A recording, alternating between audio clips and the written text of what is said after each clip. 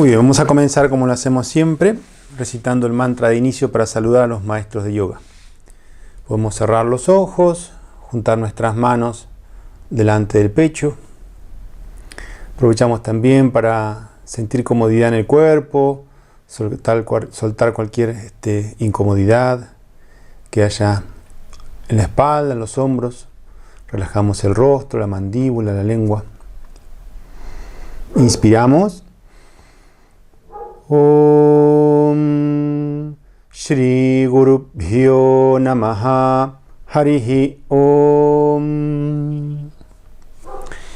Bien, bajamos las manos, abrimos los ojos. Hoy tenemos entonces esta clase online gratuita donde el tema es armonía con el cuerpo a través del yoga. ¿Sí? Entonces lo que vamos a hacer es hacer una pequeña introducción para que queden claro qué es el yoga, qué lugar ocupa la práctica especial que vamos a hablar hoy, que es asanas, ¿sí? Y los beneficios que generan las asanas para lograr esta armonía con el cuerpo. Entonces vemos que el yoga es un medio, ¿sí? Decimos, a través del yoga logramos ciertas cosas. Entonces podemos entender al yoga como una tradición de enseñanza, ¿sí? Que tiene como objetivo principal ayudar a las personas a que puedan estar en armonía con ellas mismas, con las demás personas y con el mundo.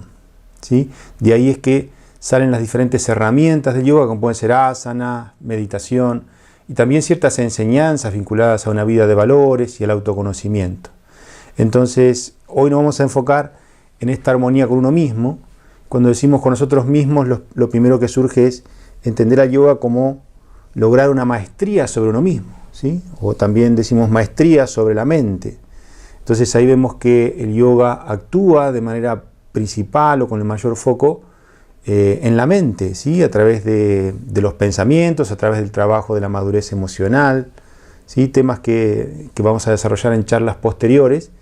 Hoy lo que nos interesa es enfocarnos en qué herramientas aporta el yoga para lograr la armonía con nuestro cuerpo. Entonces, para lograr esta armonía, este bienestar con nuestro cuerpo, tenemos tres pilares esenciales: la alimentación, el descanso y la actividad física.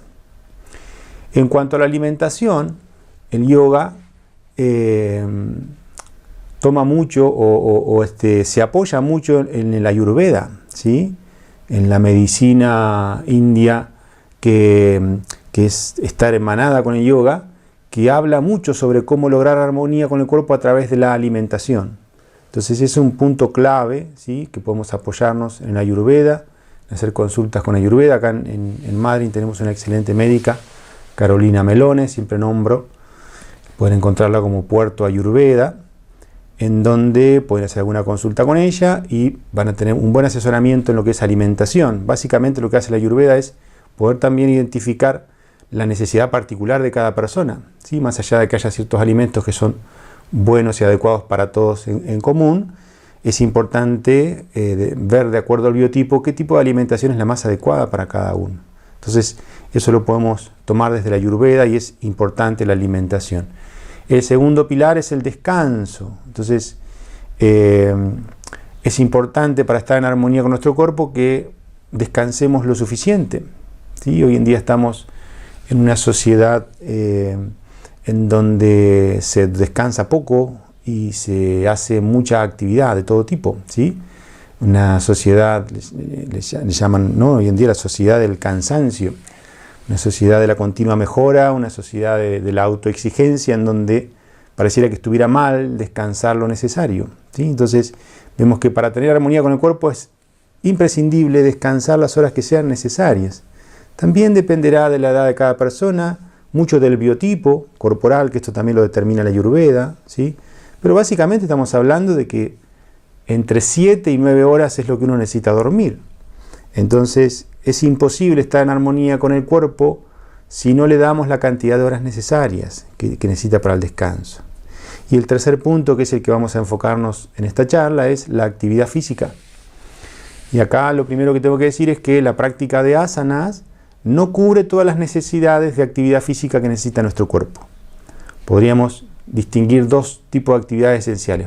Una es la actividad aeróbica, ¿sí? Que puede ser el caminar, andar en bici, nadar, cualquier actividad moderada que dure más de media hora. Bueno, eso El yoga no, la práctica de asana no desarrolla esa capacidad. Entonces es importante el trabajo aeróbico, el caminar diariamente, ¿sí? Para mejorar esa capacidad cardiovascular del cuerpo, para ayudar a regular también ciertos valores en sangre como son la glucemia, ¿sí? O el colesterol. Entonces la actividad física aeróbica es fundamental hacerla de manera regular, ¿sí? Todos los días.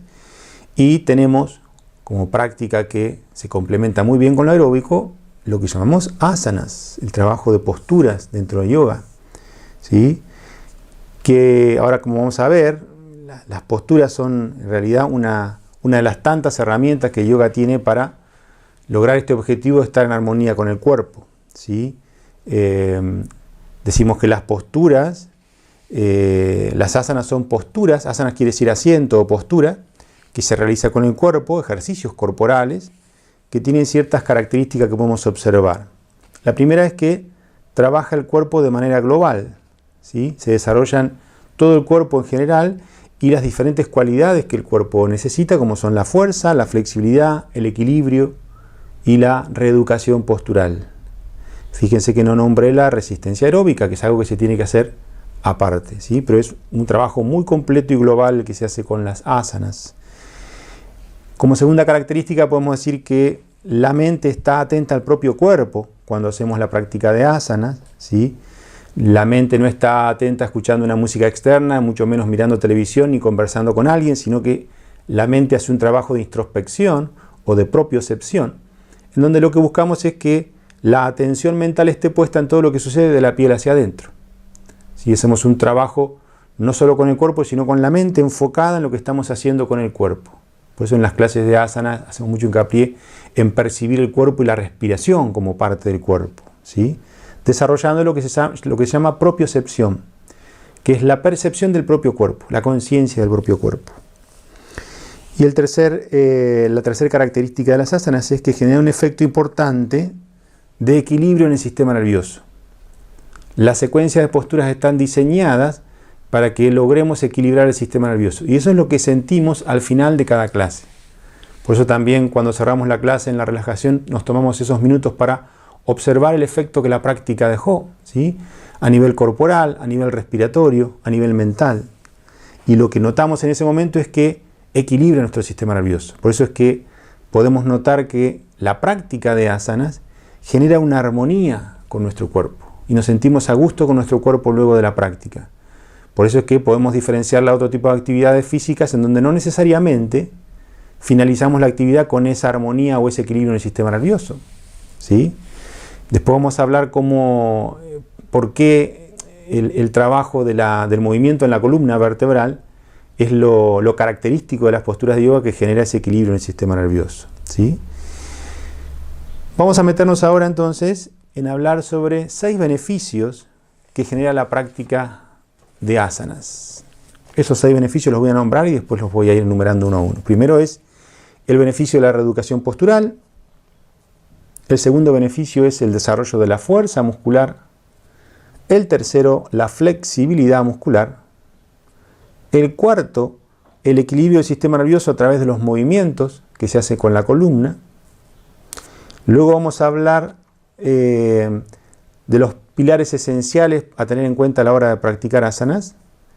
Y para finalizar vamos a hablar de cómo la práctica de asanas prepara nuestro cuerpo para la meditación, ¿sí? Para poder hacer esa conexión entre asanas, posturas y meditación. Entonces, en cuanto a la reeducación postural, ¿sí? Lo primero que tenemos que preguntarnos u observar es ¿por qué algunas personas adoptan posturas corporales con desequilibrios muy notorios? ¿Sí? ¿Qué es lo que sucede en el cuerpo o en la fisiología que hace que no se pueda mantener una postura armónica en el cuerpo? El primer punto y esencial es que es debido al acortamiento de las cadenas musculares o miofaciales, ¿sí? Se habla de mio, músculo, fascias, del tejido conectivo, de las fascias. Entonces, siempre que hay desviaciones en alguna cuestión postural, tenemos que observar que el predominio es por acortamiento muscular, por exceso de tensión, ¿sí? Salir de esa idea de que le falta fuerza al cuerpo y por eso se cierra el pecho, por ejemplo. Uno podría pensar, si el pecho se hunde o se cierra, uno podría decir, bueno, la espalda está débil, hay que dar fuerza atrás para que el pecho se eleve y se enderece. El concepto que vemos acá no es que falte fuerza, es que hay exceso de tensión en la musculatura frontal que cierra el pecho, ¿sí? Cuando vemos que hay un exceso de antepulsión en el mentón y que se va hacia arriba, no es que estén débiles los músculos frontales, hay mucha tensión atrás, ¿sí? Cuando el cuello se rectifica, es que hay un exceso de tensión en la musculatura frontal. Y así podemos ir observando en diferentes partes del cuerpo que las desviaciones posturales son a causa de exceso de tensión de las cadenas miofaciales. Entonces vamos a ver que la solución va por ese camino, ¿sí? Y el segundo elemento de por qué hay desviaciones posturales importantes es debido a la poca conciencia corporal y postural que tiene la persona.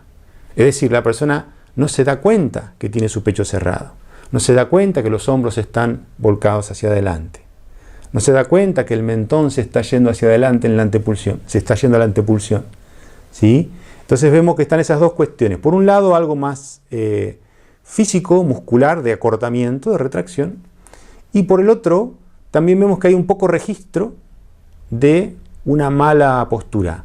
O también vemos que hay poca educación de una correcta postura corporal, ¿sí? Entonces, ¿cómo se logra la reeducación postural? Abarcando esos dos campos. Por un lado, ayudando a eliminar el exceso de tensión o acortamiento de las cadenas musculares. Por eso las posturas de yoga insisten mucho en el estiramiento de cadenas miofaciales, ¿sí? Podemos hablar específicamente de cómo se trabaja. Pero entonces, lo esencial es sacar tensión más que querer dar fuerza, ¿sí? Es sacar el exceso de tensión de ciertas cadenas musculares y desarrollar lo que se llama propiocepción, que es la percepción del propio cuerpo y por lo tanto la percepción de una postura correcta, ¿sí? Devuelvo la conciencia del cuerpo a la persona, que se dé cuenta de cómo está su cuerpo, y desde ahí se va hacia la conciencia postural, ¿sí? Entonces estas dos vías trabajan en conjunto. Yo no puedo solamente elongar la musculatura para que se corrija la postura, ni tampoco puedo intentar cambiar un hábito si no trabajo la flexibilidad. ¿Cuáles serían los ejemplos? Si yo digo, las desviaciones posturales se dan solo debido al acortamiento muscular, una persona se puede acostar en el suelo y otra simplemente le estira los músculos y con eso se corregiría la postura, ¿sí? O si yo digo, solamente es un hábito postural, le digo, lleva los hombros hacia atrás, eleva el pecho, baja tus hombros y corregí la postura. Pero ¿qué pasa? Hace esa corrección, pero como el acortamiento muscular está presente, los hombros vuelven a ir hacia adelante. Entonces son esas dos vías: estirar los músculos que están tensos y trabajar sobre la conciencia postural.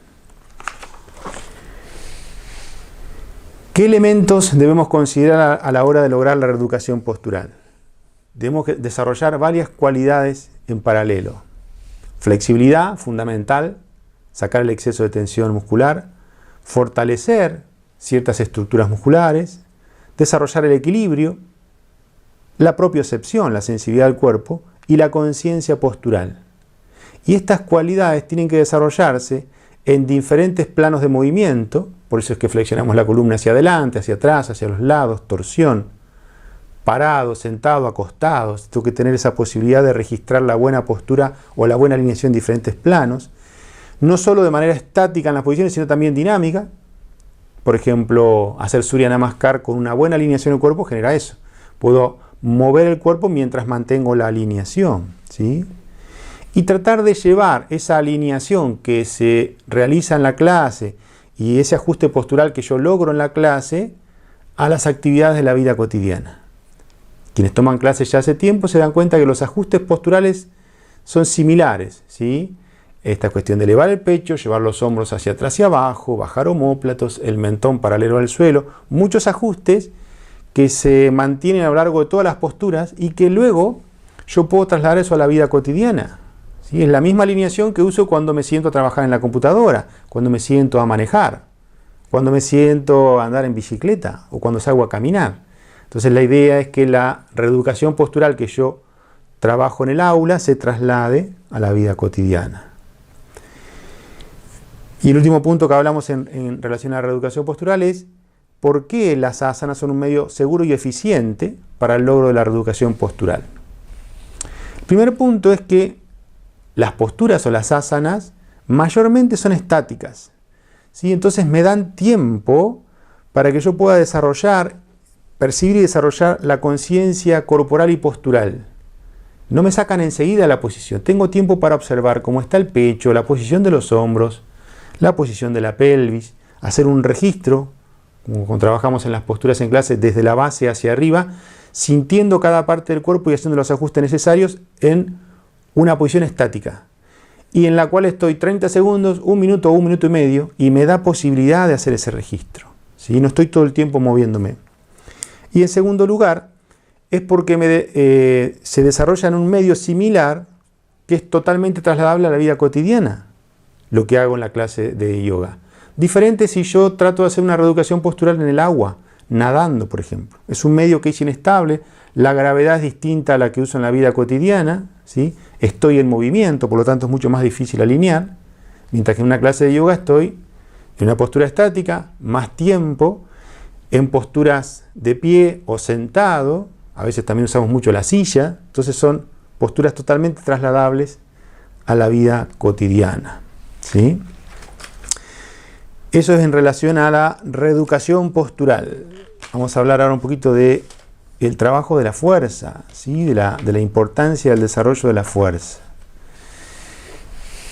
Entonces, la pregunta que surge es ¿por qué hay ciertos músculos que se debilitan? Es muy simple la respuesta, por el sedentarismo, ¿sí? La falta de uso de actividad muscular hace que los músculos tiendan a debilitarse. Pero que hay un punto esencial a tener en cuenta, es que no todos los músculos pierden su tono y se debilitan. Tenemos dos grandes categorías de músculos: músculos posturales y músculos de la dinámica, ¿sí? Entonces, los que se debilitan son los músculos del movimiento, los músculos de la dinámica. Pero los músculos posturales no se debilitan, sino que siempre tienen exceso de tensión. ¿Cuáles serían algún ejemplo de músculos posturales? Los trapecios. Es raro que una persona tenga bajo tono en los trapecios, ¿sí? Que haya bajo tono en las pantorrillas o isquiotibiales, que haya bajo tono en el psoas, en el músculo frontal de la cadera. Son músculos que mantienen la estructura, mantienen la postura y tienden a estar rígidos. Los que se debilitan son los músculos de la dinámica. Por eso es que las posturas de yoga, ahora vamos a ver que es un trabajo de fuerza y extensión al mismo tiempo, para combinar la fuerza y la flexibilidad en un mismo ejercicio. Para que los músculos no ganen fuerza y se acorten, sino que ganen fuerza y se estiren al mismo tiempo, ¿sí? ¿Cómo se recupera la fuerza muscular? Esto es un principio que se traslada a cualquier tipo de entrenamiento de la fuerza, también incluido al yoga, pero vamos a ver qué particularidad tiene el trabajo de asanas. Primero hay una adaptación fisiológica del músculo y del sistema nervioso, ¿sí? Entonces podemos decir que la fuerza se desarrolla en paralelo, pero para entenderlo decimos, por un lado hay una adaptación del sistema nervioso y por otro lado una adaptación muscular. ¿Cuál sería la adaptación del sistema nervioso? Que empiezo a conectar las fibras que se llaman neuromusculares o las fibras motoras, ¿sí? Para que lleven más información al músculo y el músculo pueda desarrollar tensión y fuerza. Una persona cuando tiene muchos días inmovilizada una parte del cuerpo y no la puede usar, ¿sí? No solo pierde masa muscular, sino que pierde la conexión, manda la información y el músculo no responde. Entonces, parte de la fuerza se desarrolla entrenando la conexión. Por eso es que insistimos en que muchas veces el músculo no responde a lo que yo le pido, pero insisto hasta que esa conexión se genera. Y cada vez puedo activar de manera voluntaria, lo que se llaman más unidades motoras, para que el músculo se ponga tenso y gane fuerza, ¿sí? Hay un trabajo se llama de aumentar el reclutamiento de unidades motoras que puedo desarrollar en cada acción. Y eso es solo entrenar y practicar. Y también a nivel del sistema nervioso hay una coordinación de lo que se llama músculos agonista-antagonista, músculo principal y el opuesto, músculos sinergistas son los que estabilizan, que se desarrolla con la práctica y llevar al cuerpo a diferentes posturas y solicitar que desarrolle fuerza en esas posiciones. Entonces decimos que hay un trabajo y un beneficio del sistema nervioso, que lleva cierto tiempo, es una adaptación. Y también tenemos la adaptación o modificaciones en la propia fibra muscular, que en muchos casos se piensa que el trabajo de la fuerza siempre va a aumentar el volumen muscular. Y no es así. Sabemos que los trabajos de fuerza concéntrica, donde el músculo se acorta, aumenta mucho el volumen, pero los trabajos de fuerza estática, isométrica o excéntrica, donde el músculo hace fuerza y se estira, no necesariamente se gana la fuerza ganando volumen muscular, ¿sí? Sino que las fibras se reordenan de cierta manera para que el músculo tenga fuerza sin necesidad de aumentar su volumen. En la práctica de asanas trabajamos mucho la fuerza estática y la fuerza excéntrica, donde el músculo se estira, ¿sí? ¿Qué elementos consideramos a la hora de trabajar la fuerza muscular en la práctica de asanas? ¿O cuáles serían los beneficios de por qué trabajamos de esa forma en la fuerza en asanas? Trabajamos con una correcta alineación articular. Somos muy cuidadosos de la técnica en la realización del ejercicio. Por ejemplo, cuando hacemos Virabhadrasana 1, donde la pierna delantera se flexiona a 90 grados y elevamos los brazos, es muy importante que ese ángulo no pase los 90 grados. Por eso es que marcamos cierta técnica y hacemos la corrección para que se desarrolle la fuerza del cuádriceps y los isquiotibiales que abrazan la rodilla con una correcta alineación articular. ¿Para qué? Para que el trabajo de fuerza vaya hacia el músculo y no impacte en la articulación. Tenemos que cuidar las articulaciones. Gran parte de los dolores que suelen surgir en la práctica de asanas es porque no se tiene precaución en la alineación. La rodilla pasa a los 90 grados, se desarrolla la fuerza, pero hay mucha tensión articular. Si la rodilla no queda alineada con el centro del pie y va, por ejemplo, vuelca todo su peso hacia el dedo gordo del pie, también hay una desalineación, se trabaja la fuerza, pero hay esfuerzo articular. O si yo trabajo la fuerza de la parte alta, pero quedan los hombros pegados a las orejas y un exceso de tensión en el trapecio, yo tengo que lograr trabajar la fuerza teniendo el espacio en la parte alta. La alineación articular es fundamental. Una segunda consideración es que el estímulo tiene que ser adecuado a las posibilidades de la persona, ¿sí? El estímulo es ni mucho ni poco. Por ejemplo, en la práctica de asana trabajamos con el propio peso corporal, que esa es la fuerza natural que una persona debería desarrollar para su vida cotidiana, sin necesidad de poner peso extra sobre el cuerpo, ¿sí? Pero vemos también que es importante que sea el estímulo adecuado a cada persona. Tiene que haber también una progresión metodológica, por eso tenemos que considerar el uso de elementos para poder regular en las posturas de menor a mayor intensidad, conocer la secuencia de posturas, la familia de posturas, la progresión de menor a mayor dificultad, saber en qué posturas puedo estar 1 minuto y medio y en cuáles tengo que estar 30 segundos y no más, ¿sí? Y también ir ganando la fuerza en donde sé que puedo ir progresando en la permanencia en la postura, ¿sí? Más que en la carga que le doy a la posición. Con respecto a la fuerza también, como en cualquier cualidad, tenemos que considerar el tiempo de recuperación entre una postura y otra. Por eso usamos mucho, por ejemplo, Uttanasana, descanso, donde vamos con el cuerpo plegado hacia abajo. Trabajamos, por ejemplo, Utthita Trikonasana hacia el lado derecho, hacia el lado izquierdo, y luego pasamos por Uttanasana, que es una postura de recuperación, en donde no me quedo sin hacer nada, sigo haciendo una postura, pero es mucho más liviana que la anterior. Es una postura restaurativa, en donde sigo entrenando la flexibilidad, ¿sí? Por eso que usamos mucho Uttanasana, la postura de plegado hacia abajo, como comodín entre diferentes posturas. También es importante considerar la recuperación entre los días de entrenamiento, ¿sí? En el caso de las asanas, trabajamos la fuerza y la flexibilidad con el propio peso corporal, se puede entrenar todos los días. No es necesario tener días alternados de descanso, ¿sí? Depende mucho de la intensidad del trabajo. Tenemos que saber que cualquier cualidad que mejoramos, si la dejamos de entrenar, se pierde. La fuerza mejora mientras la mantenemos en entrenamiento. Dejamos de ejercitar la fuerza y esta se pierde, ¿sí? Es importante también que el trabajo realizado en clase se traslade a la vida cotidiana.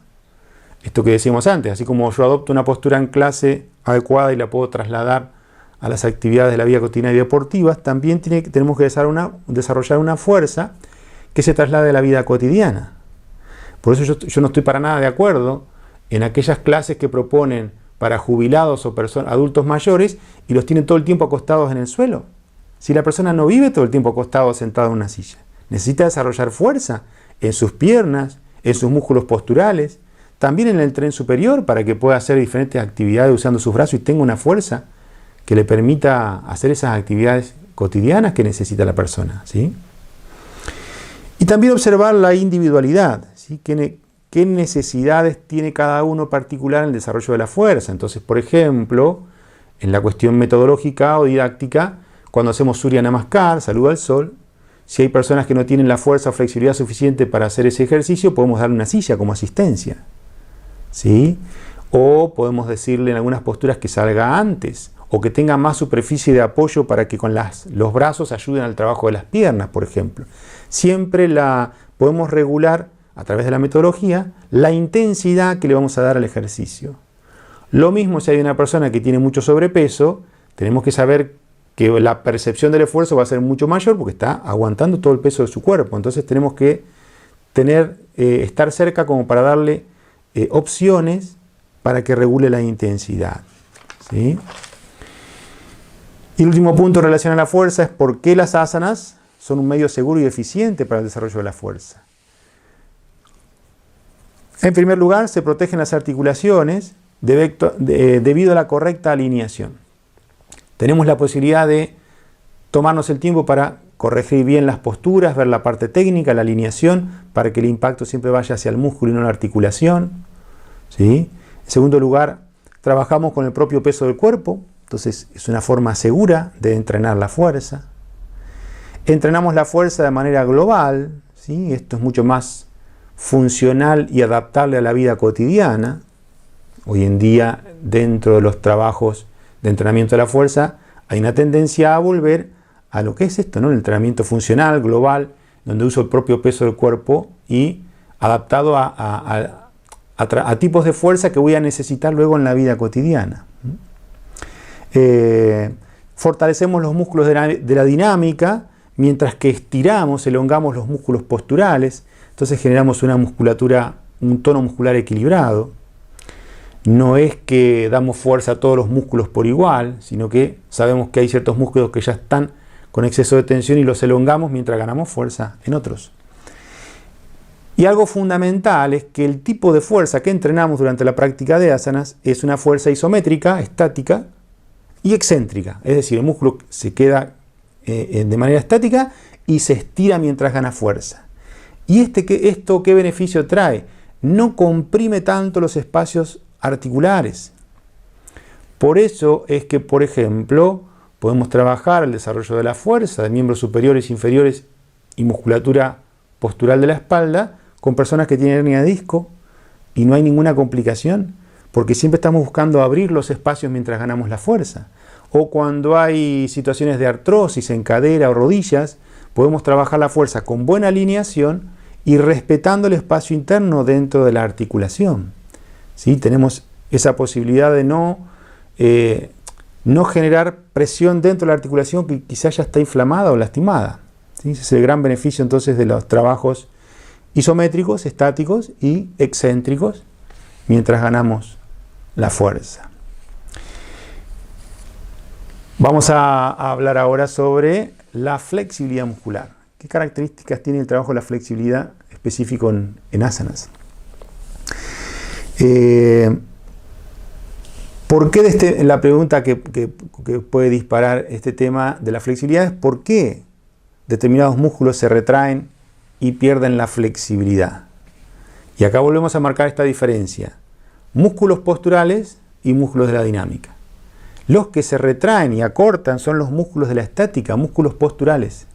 Los músculos de la dinámica nunca se acortan, ¿sí? Y nunca tienen exceso de tono, ¿sí? Por ejemplo, el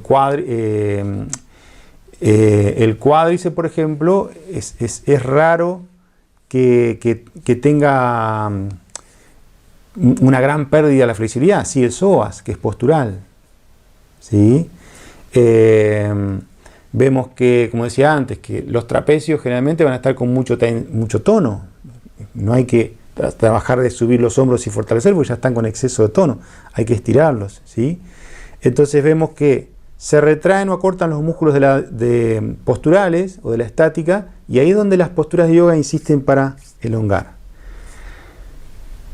Podemos decir que hay muchas causas por las cuales los músculos tienden a retraerse o a cortarse. Una, que ya se comparte con la fuerza, que es el sedentarismo. Una persona que se mueve poco, es natural que sus músculos tiendan a cortarse. Imagínense una persona que está muchas horas sentada en una silla, con la cadera en una flexión de 90 grados o más. Bueno, el psoas, el músculo flexor de la cadera, se va a cortar por la gran cantidad de horas que está esa cadera en flexión. Si esa persona solo caminara, ya mantendría cierta flexibilidad de esa musculatura frontal de la cadera. Entonces, la primera causa es el sedentarismo. Luego, tenemos también factores traumáticos y de golpes o repetitivos. Por ejemplo, el deporte. Un jugador de tenis que usa solamente, por ejemplo, el brazo derecho, va a tener cierta asimetría en el acortamiento de cadenas musculares vinculadas a la actividad repetitiva que hace con su brazo derecho. Diferente a un deporte más simétrico como es la natación, por ejemplo, ¿sí? o el caminar. Vemos entonces que ciertos deportes generan asimetrías o retracciones musculares determinadas de acuerdo al exceso de uso de una parte del cuerpo. Por eso es que se busca tanto en el deporte hacer algún tipo de trabajo de flexibilidad general para que equilibre esa asimetría. Y también vemos que cuando hay cargas repetitivas, vinculado a la vida cotidiana, por ejemplo, una mujer tiene un bebé y lo tiene mucho tiempo a UPA, como es natural hacerlo y como corresponde hacerlo. ¿Y qué va pasando en su espalda? ¿Sí? Hay una demanda que antes no estaba. Ya, bueno, digamos que ya desde el embarazo la espalda tiene cierta demanda también, pero empieza a cargar su bebé a UPA muchas horas al día, entonces la espalda empieza a tener una demanda de mucho esfuerzo, un esfuerzo diferente, ¿sí? Entonces, ¿qué hace el cuerpo con su inteligencia? Lee que hay mucha demanda en la musculatura de la zona dorsal. Entonces, los primeros días va a doler mucho la espalda porque los músculos están todo el tiempo con tono trabajando. Ahora, cuando el músculo lee que esa acción repetitiva se va a sostener en el tiempo, ¿qué hace? Deposita tejido conectivo, colágeno, en las fibras musculares de la zona dorsal para que el tejido conectivo empiece a sostener esa zona del cuerpo y no haya tanto trabajo muscular continuo. El cuerpo quiere ahorrar energía, ¿sí? Entonces, ¿qué va pasando? Después de un tiempo, se fibrosa o se genera un depósito muy importante en las fascias de esa zona dorsal de la espalda para que la mamá pueda tener el bebé con menos esfuerzo muscular, pero se genera una retracción tremenda en esa zona del cuerpo. Este es un ejemplo de cómo ciertas posturas o acciones repetitivas en el tiempo hace que se deposite tejido conectivo en ciertas zonas musculares y eso genera acortamiento o retracción, ¿sí? Otro factor, por ejemplo, es la cuestión digestiva o visceral, ¿sí? Porque sabemos que los órganos del sistema digestivo no están flotando dentro de la cavidad abdominal, están sujetos por fascias, ¿sí? Y esas fascias se conectan a distintas zonas óseas o musculares. Entonces, una alimentación no adecuada que inflama el hígado, por ejemplo, ¿sí? O que inflama mucho los intestinos, no hace falta tener una panza, un abdomen prominente para ver que los intestinos están inflamados. Una persona puede ser delgada, pero puede tener mucha inflamación intestinal. ¿Eso qué hace? Esa fascia inflamada de los intestinos tracciona de la musculatura lumbar y se genera mucho acortamiento en la espalda baja, en la zona lumbar, y dolor también. Y la causa no es tanto muscular, sino que es visceral, es por inflamación de los intestinos. Lo mismo puede pasar cuando se inflama el hígado, ¿sí? Que suele haber de ahí ciertas molestias asociadas a la fascia, por ejemplo, que llega hasta la zona del hombro u omóplato. Por mala alimentación o, en muchos casos, por exceso de medicación durante muchos años, se inflaman las vísceras, se inflama la fascia que envuelve a la víscera y de ahí tracciona también a los músculos y genera un exceso de acortamiento en ciertas zonas del cuerpo. Y también, y creo que es el factor fundamental, está vinculado a lo emocional, ¿sí? Cómo las emociones impactan en el sistema nervioso y el sistema nervioso genera cierta actitud en lo corporal, ¿sí? Entonces vemos que un exceso de intensidad en ciertas emociones pueden ir generando retracción en diferentes zonas musculares del cuerpo también. Ahora, ¿qué hace las asanas? Saca la tensión muscular y equilibra el cuerpo por un rato. Pero si las emociones están poco equilibradas, o esa persona no tiene buen manejo emocional o madurez emocional, todo el tiempo esa cuestión emocional impacta de manera inevitable en el cuerpo y en los músculos.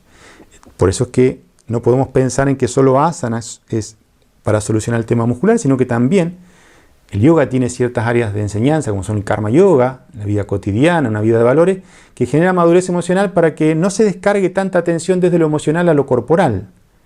¿Sí? Eso también es algo muy importante. ¿Cómo se recupera la flexibilidad perdida? ¿Sí? A través de adaptación, del entrenamiento, adaptación al estímulo. ¿Sí? Entonces vemos que hay, primero, una adaptación del sistema nervioso. Una persona que nunca hizo un entrenamiento de estiramiento, empieza una clase de yoga y lo más probable es que cuando empiece a trabajar los músculos empiezan a temblar, a generar una respuesta, ¿sí? A nivel del sistema nervioso, porque no, un temblor, de una falta de acostumbramiento a esa sensación de estiramiento muscular. Entonces, ¿qué pasa? El músculo está como muy sensible, un primer estímulo de estiramiento ya hace que el músculo despierte ese reflejo que se llama reflejo miotático, donde se pone tenso para defenderse de una posible lesión o sobreestiramiento. Entonces, hay que tener mucho cuidado en las primeras clases a dar el tiempo para que el sistema nervioso se adapte a ese estímulo diferente, hasta que después de un tiempo ya el sistema nervioso entiende lo que es el ejercicio de estiramiento y no está tan a la defensiva. ¿Sí? Entonces, el primer punto es ir de a poco con el sistema nervioso, darle el tiempo para que se adapte, y algo fundamental es que la intensidad del estiramiento sea moderada, para que el sistema nervioso salga de ese estado de alerta, ¿sí? O de sobreprotección. Y luego vemos también que hay una adaptación a nivel de lo que llamamos el tejido miofacial, ¿sí? Se van eliminando progresivamente el exceso de retracción en las cadenas miofaciales, y hoy en día ya se sabe que el trabajo impacta más sobre la fascia, sobre el tejido conectivo, que sobre el muscular. Por eso que cuando en realidad decimos, ¿no?, estiramientos musculares. Pero antes de estirar el músculo, la resistencia está en la fascia, en el tejido conectivo. De ahí es que todas las técnicas de flexibilidad insistan en ver cómo se puede hacer para que la fascia suelte su tensión. ¿Sí? Se da a un nivel micro entre las fibras musculares, se tiene como que despegar de ese exceso de tejido conectivo, de las fascias que están rígidas, y a nivel macro entre músculos. Son capas que tienen que recuperar su deslizamiento natural, que está perdido por un exceso de retracción en ese tejido conectivo, en las fascias. Hay videos muy lindos en internet y muy claros con imágenes que muestran el tema del acortamiento de las fascias vinculado al sedentarismo, a la falta de estiramiento, y cómo ese tejido va respondiendo, ¿sí?, al estímulo de estiramiento, se va reordenando, se va liberando sus adherencias, y eso permite que el movimiento natural se vaya recuperando poco a poco. Uno de los grandes beneficios del trabajo de flexibilidad en yoga es que hacemos una postura que es global, que trabaja grandes cadenas miofaciales, ¿sí?, y no parte a parte. Entonces vemos que las fascias se estiran de manera global y eso es muy beneficioso. Último punto en relación a la flexibilidad: ¿qué elementos debemos considerar a la hora de entrenar la flexibilidad muscular en las asanas? Primero tenemos que buscar una armonía en la flexibilidad de las distintas cadenas miofaciales. Por eso es que hacemos posturas de flexión, extensión, inclinación lateral y torsión. ¿Sí? Y ahí lo que vemos es que a todos nos sucede que hay ciertos planos de movimiento en los que vamos con más facilidad y otros que cuestan más. Notamos que hay ciertos planos de movimiento en donde hay exceso de rigidez o tensión. Bueno, la intención es que esos planos de movimiento se equilibren. Por eso es que muchas veces recomendamos a nuestros alumnos que hagan alguna postura en particular en el día en relación a donde más acortamiento tienen. ¿Sí? Si hay mucho acortamiento en el psoas y cuádriceps, bueno, desde Tadasana parado, llevar una pierna en flexión hacia atrás, Virasana, talón hacia el glúteo, para estirar esa zona muscular que está muy rígida y es la que más cuesta hacer. Quizás esa persona va para abajo en un plegado en Uttanasana y no tiene ninguna dificultad en estirar los isquiotibiales. ¿Sí? Entonces vemos que no nos conviene hacer todo el tiempo las posturas que nos gustan si nos salen fáciles y no insistir en las que más le cuesta a nuestro cuerpo, porque es lo que necesita nuestro cuerpo recuperar en cuanto a la flexibilidad. Una imagen que podemos crear es la armonía, las cadenas miofaciales. Es como si nuestro cuerpo fuera un instrumento musical, una guitarra, que tiene 6 cuerdas, ¿sí? Y vemos cuerdas de flexión, de extensión, de inclinación lateral, de torsión, de inhalación, de exhalación. Son cuerdas que tienen que estar en armonía, afinadas para que el cuerpo funcione bien, ¿sí? Así como una guitarra necesita que haya un balance en sus cuerdas, en la tensión, lo mismo necesitamos en las cadenas musculares de nuestro cuerpo. Cuando logramos flexibilidad armónica en las cadenas musculares del cuerpo, el cuerpo queda abierto, hay una sensación de espacio interno más amplio. Si un cuerpo abierto, flexible, respira mucho mejor.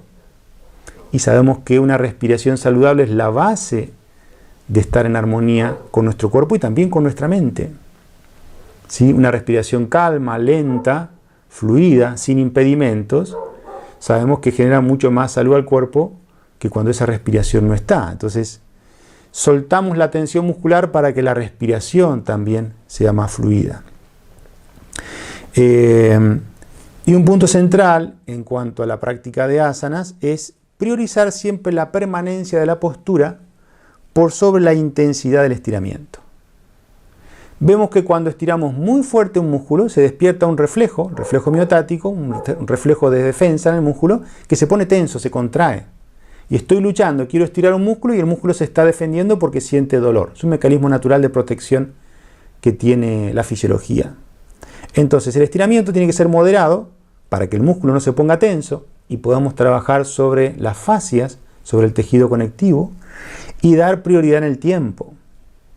Ya las investigaciones desde hace varios años nos muestran que el tejido conectivo necesita tiempo para poder sufrir modificaciones, no intensidad y corta duración. Por eso es que tenemos que tratar de que las posturas duren 1 minuto, 1 minuto y medio, 2. Y ahí es donde tenemos que jugar con, iba a decir, la imaginación, pero más que nada con el conocimiento que tenemos de la secuencia de asanas para que yo pueda entrenar un plano de movimiento y no tenga que estar en una sola postura, sino que pueda secuenciar 5, 6, 7 posturas que voy haciendo una tras de otra y en todas estimulo la flexión de la columna, estirando la musculatura posterior, sin necesidad de estar 7 minutos en una sola posición, que sería difícil de aguantar mentalmente más que nada. Entonces obtengo el mismo beneficio pasando por diferentes posturas en ese plano de movimiento para que pueda estar durante 6, 7 u 8 minutos insistiendo sobre una cadena muscular, que es lo que necesita el cuerpo para poder flexibilizarse, ¿sí? Y una intensidad moderada para estar en el tiempo, para evitar ese mecanismo de defensa y siempre tener en cuenta esto, priorizar el tiempo de permanencia en la postura por sobre la intensidad. Último punto en relación a la flexibilidad. ¿Por qué las asanas son un medio seguro y eficiente para el desarrollo de la flexibilidad muscular? Primero, se mantiene un estado de continua presencia en la postura, en el asana. Tengo la posibilidad de estar todo el tiempo percibiendo lo que mi cuerpo va sintiendo para regular desde ahí la intensidad, ¿sí? No hay ninguna postura donde yo pierda el control de hasta dónde puedo estirar. En todas tengo la posibilidad de ir regulando y voy conversando con el cuerpo. Se da un diálogo entre mente y cuerpo en donde hago una acción y veo lo que el cuerpo me devuelve, ¿sí? No es que hago la postura y no percibo para nada lo que al cuerpo le pasa. Estoy en un continuo diálogo donde hago una acción y veo lo que el cuerpo siente y me devuelve para desde ahí mantener la intensidad, aumentarla, disminuirla, ¿sí? Se da un continuo diálogo entre acción y percepción en el sistema nervioso. Por eso es que podemos evitar lesiones, ¿sí? Por distracción, por exceso de esfuerzo. Y también vemos en cierta cuestión metodológica que cada persona pueda autorregularse en la intensidad, que no haya una ayuda externa que pueda hacer exceder la intensidad del estiramiento y lesionar, ¿sí? De ahí la importancia también de que, esto también podemos pensarlo en cómo el sistema nervioso se relaja. yo tengo la posibilidad de autorregular. No va a venir nadie a forzarme en la postura. Por lo tanto, puedo relajarme en relación a eso y estar en mi propio cuerpo observando hasta dónde puedo ir. Y también en el día. Puede ser que un día nuestro cuerpo tenga menos flexibilidad. Si hace frío o porque estamos más nerviosos o con cierta ansiedad o cierta cuestión emocional, hace que el cuerpo esté más tenso. Entonces tengo que observar hasta dónde puedo ir en ese momento con el cuerpo. ¿Sí? De ahí la importancia entonces de la autorregulación en la intensidad. Se mejora la flexibilidad al mismo tiempo la conciencia postural y eso me permite hacer cambio de hábitos posturales. No solo entreno la flexibilidad, sino que hago cambio de hábitos posturales que en muchos casos son los causantes del dolor en el cuerpo. Generalmente cuando duele la zona lumbar, observamos que esa persona se sienta muchas horas en una mala posición, ¿sí? Se sienta generalmente sobre los glúteos, la columna queda colapsada hacia atrás, no se sienta sobre los isquiones, entonces mucho tiempo en una mala posición genera dolor lumbar. Otra persona está mucho tiempo con los hombros en antepulsión, volcado con el mentón hacia adelante, bueno, va a molestar el cuello por una gran cantidad de horas en malas posiciones. Entonces, en la clase de yoga, practicamos asanas, entrenamos la flexibilidad, pero también la conciencia postural y la reeducación postural. Siempre en la práctica de asana los estiramientos son globales, no hay un trabajo analítico, sino que es un beneficio global y las cadenas musculares funcionan mejor cuando las abordamos de manera global, ¿sí? Y se mejora rápidamente la flexibilidad sin generar un exceso de presión intraarticular, como hablamos en el trabajo de la fuerza, ¿sí? Es similar. Puedo entrenar la flexibilidad de manera global sin generar un aumento de presión en la zona lumbar donde puede haber una hernia de disco, por ejemplo, ¿sí? Siempre el trabajo global va a hacer que yo distribuya la intensidad de la fuerza a lo largo de todo el cuerpo y no enfoque la intensidad en un solo lugar donde aumente la presión también dentro de la articulación. De ahí el gran beneficio de un estiramiento global por sobre el analítico, ¿sí? Siguiente punto. ¿Qué efecto genera sobre el sistema nervioso la práctica de asanas y especialmente los movimientos que hago con la columna vertebral? Entonces vemos que una característica de la práctica de asanas es que cada vez que termino la sesión me encuentro con el sistema nervioso en un estado de equilibrio, ¿sí? En un estado de equilibrio que sirve cierta relajación, donde de ahí puedo activarlo o relajarlo más, pero es un estado, encuentro el estado de equilibrio, el estado natural del sistema nervioso. Entonces, en la secuencia de posturas tenemos que saber lo siguiente. Las posturas de flexión, las que van hacia abajo y cierran la columna, los plegados, estimulan el sistema nervioso parasimpático, es decir, generan relajación. Activan el sistema nervioso de la relajación. Los plegados, cuando voy hacia abajo. Los arcos, las extensiones de columna, generan una estimulación del sistema nervioso simpático. Despiertan, activan, aumentan la energía del cuerpo. Y luego las posturas de inclinación lateral y las torsiones de columna generan un equilibrio entre el sistema nervioso simpático y parasimpático. Por eso es que las secuencias se programan de cierta forma para nunca terminar con acciones de arcos, porque si no la persona terminaría la clase con el sistema nervioso muy activado, ¿sí? Siempre voy a terminar con plegados que relajan o con torsiones, es bastante común también, porque equilibran el sistema nervioso.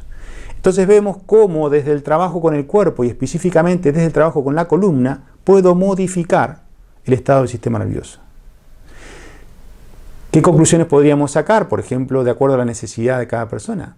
Una persona que está pasando por un estado de depresión, no es conveniente que haga todo el tiempo posturas de plegado porque van a bajarle cada vez más el sistema nervioso. Necesita hacer arcos, ¿sí? Posturas de extensión de columna que activen el sistema nervioso, que le den más energía, ¿sí? Si una persona tiene lo opuesto, mucha ansiedad, las posturas de plegado van a ser beneficiosas porque bajan la activación del sistema nervioso simpático, el que está despierto en el estrés, en el sistema de lucha o huida o en la alerta, ¿sí? Entonces puedo jugar, de acuerdo a la necesidad, con los diferentes movimientos de la columna vertebral. Y en la secuencia, generalmente uno prepara secuencias para que la sección de arcos, por ejemplo, esté en el centro de la clase y uno pueda ir terminando bajando hacia posturas de inclinación lateral, torsión y plegados, para que la clase siempre termine con esa acción de relajación en el sistema nervioso. Vamos a hablar ahora, el siguiente punto, los 4 pilares esenciales para la práctica y la enseñanza de asana. Serían 4 consideraciones a tener en cuenta a la hora de practicar y a la hora de enseñar que nos ayudan a lograr esta armonía a través del cuerpo en la práctica de asanas.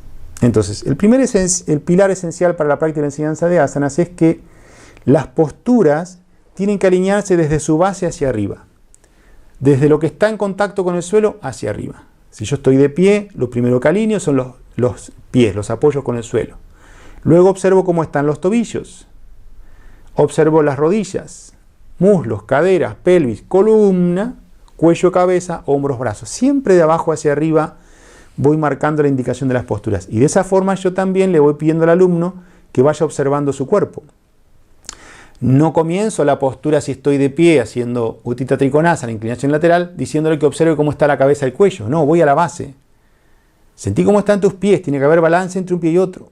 Que no se hunda el arco interno. Balance, talón, metatarso. El balance en los pies ya alinea los tobillos. Y después le digo, observa cómo están tus rodillas, tienen que estar extendidas. Los muslos girando hacia afuera.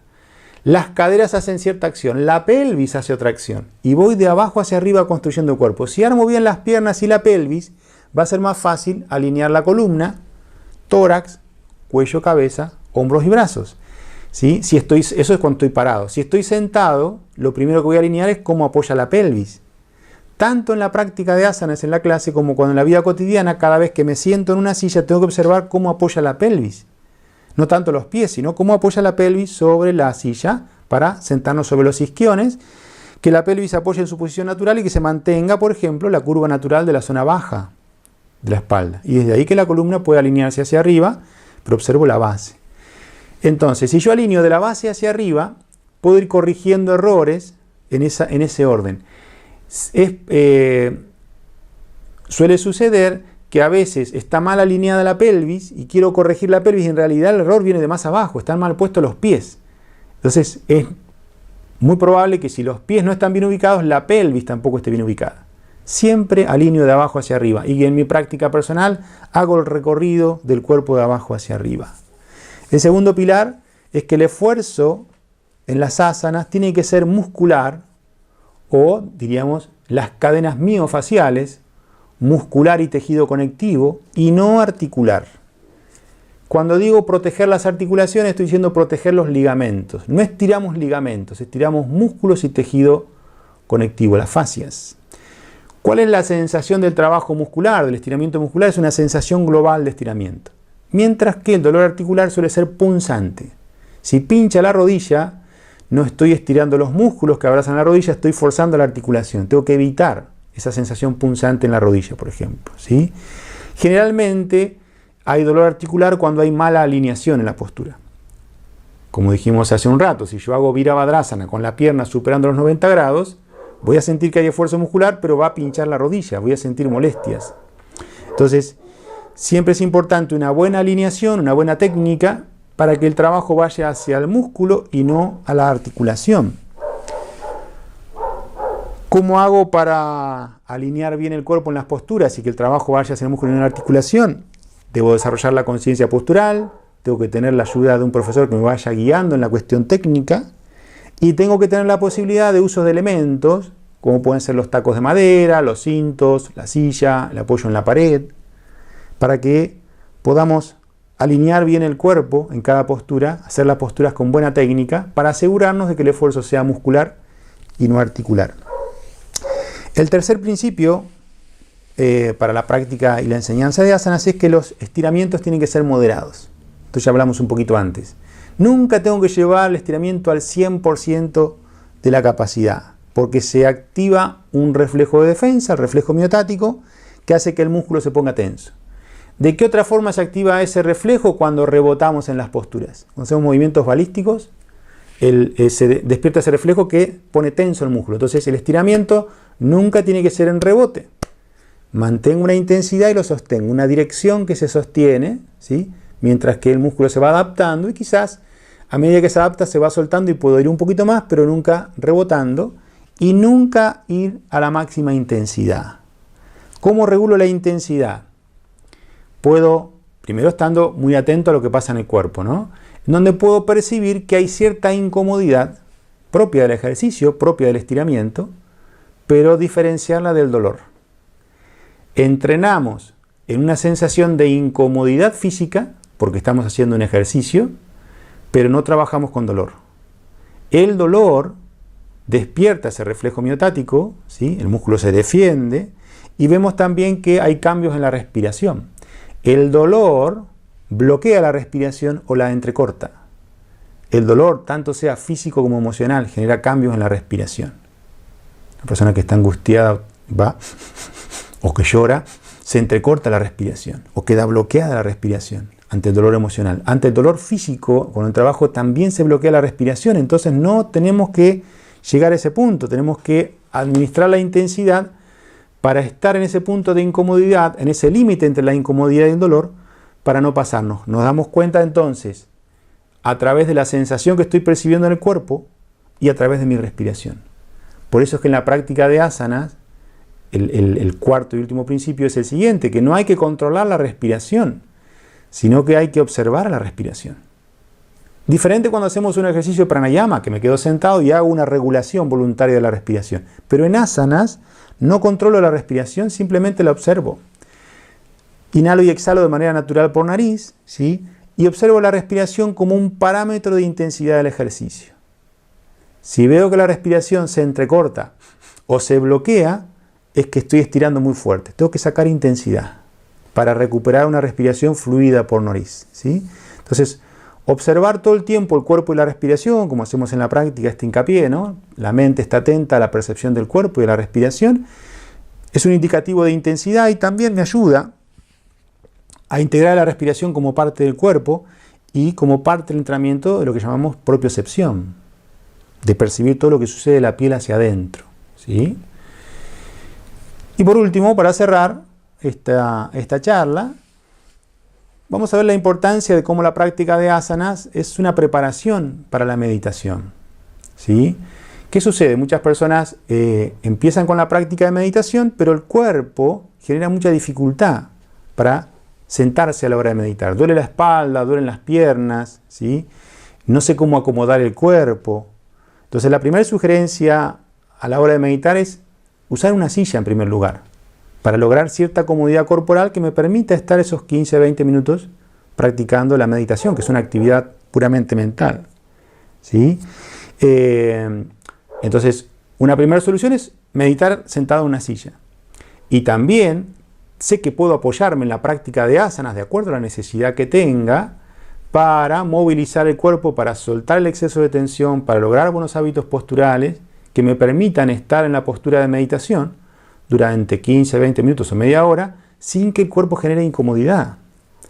Entonces acá tenemos que ver que para meditar algunas personas no necesitan mucha práctica de asanas porque el cuerpo está bastante suelto, no hay tensión, no hay incomodidad y pueden estar, pero otras sí necesitan involucrar mucho el trabajo con el cuerpo para que puedan estar durante 20 minutos con el cuerpo quieto sin sentir incomodidad, ¿sí? Entonces, la práctica de asanas ayuda a la práctica de meditación y vemos también que se puede armar en esa secuencia, ¿no es cierto? En las clases hacemos eso, practicamos asanas, el cuerpo queda abierto, disponible para practicar pranayama. No puedo practicar pranayama o respiración profunda si el cuerpo está cerrado, si está bloqueado, tenso. Tengo que abrirlo a través de asanas. Y el trabajo con el cuerpo y con la respiración genera el campo fértil para poder entrar de manera profunda a la meditación, ¿sí? Es un facilitador el trabajo con el cuerpo y la respiración para la práctica de meditación. No es que necesariamente tenga que hacerlo al mismo tiempo, puedo sentarme directamente a meditar, pero es probable que tenga que hacer algo de manera cotidiana con mi cuerpo para que haya esa armonía, para que a la hora de meditar el cuerpo no genere incomodidad, ¿sí? Entonces acá en próximas charlas, un poco lo que vamos a hacer es hablar sobre la importancia, por ejemplo, del pranayama, la respiración, hablar sobre los beneficios que genera la meditación, que ya son, fíjense que ahí estamos hablando ya más de una armonía con la mente, ¿sí? En la práctica de meditación. Vamos a hablar también en algunas clases sobre karma yoga, yoga de la acción, una actitud ante la acción, como una vida de valores nos ayuda también a tener madurez y equilibrio emocional, que va a repercutir de manera positiva en la salud de nuestro cuerpo, ¿sí? Y ver que es un conjunto de herramientas y enseñanzas que yo ocupo para lograr esta armonía en ese triple vínculo conmigo mismo, las demás personas y el mundo, ¿sí? Y cómo no puedo pensar que una sola herramienta, como puede ser las posturas, va a generar armonía global en mi vida. Tengo que tener primero la posibilidad de conocer y de apoyarme en diferentes herramientas y también en enseñanzas más profundas para lograr esa armonía conmigo mismo, las demás personas y el mundo. Vamos a hacer Om Shanti para cerrar la clase. Podemos juntar las manos delante del pecho. Inspiramos. Om Shanti Shanti Shanti.